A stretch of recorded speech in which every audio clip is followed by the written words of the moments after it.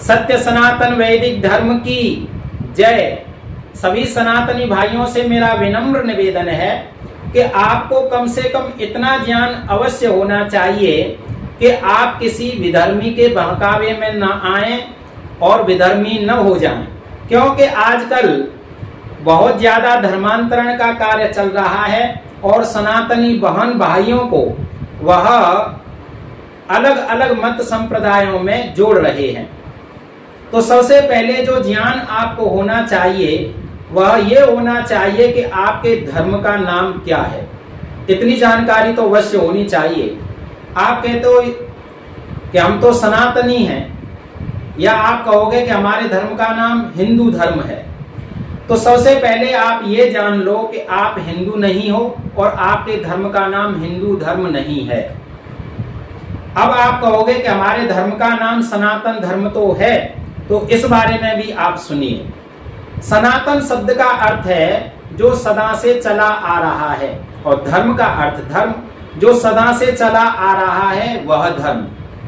लेकिन सदा से जो चला आ रहा है वो कौन सा धर्म है? धर्म तो आपने कहा कि धर्म है सदा से जो चला आ रहा है, लेकिन जो सदा से चला आ रहा है वह कौन सा धर्म है ये बताइए। तो आपको नहीं पता। तो हमारे धर्म का नाम है सत्य सनातन वैदिक धर्म। अब वैदिक जो जोड़ा है, वेदों के जो अनुकूल है वह धर्म, जो सदा से चला रहा है और जो वेदों के अनुकूल है वह धर्म है हमारा।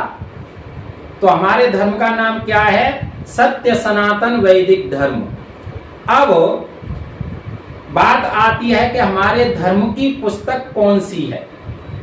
ईसाइयों से पूछो, वो बता देंगे अपने धर्म की पुस्तक। मुसलमानों से पूछो, वो भी अपने संप्रदाय की मजहब की पुस्तक बता देंगे कि ये है। सब एक स्वर में बता देंगे कि ये नाम है।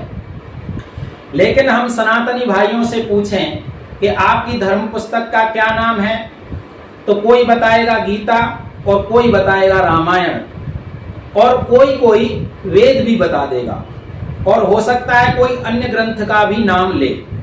लेकिन आप सबको पता होना चाहिए कि हमारी धर्म पुस्तक का नाम है वेद। क्या है? वेद। और वेद हैं 4। कितने हैं? 4। अब इन 4 वेदों के नाम आपको पता होने चाहिए।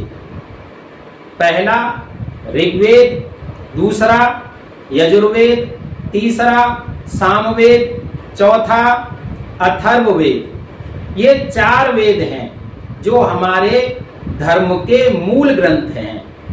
बाकी गीता, रामायण, उपनिषद इत्यादि सारे हमारे पठनीय, माननीय, सम्माननीय ग्रंथ हैं। इनको भी पढ़ना है, विशेष करके वेदों को पढ़ना है, क्योंकि वेद हमारे धर्म के मूल ग्रंथ हैं। अब आप कहेंगे कि आप कहते हो कि वेद मूल ग्रंथ हैं, तो गीता क्यों नहीं है और रामायण क्यों नहीं है? इसका जवाब आप सुनिए।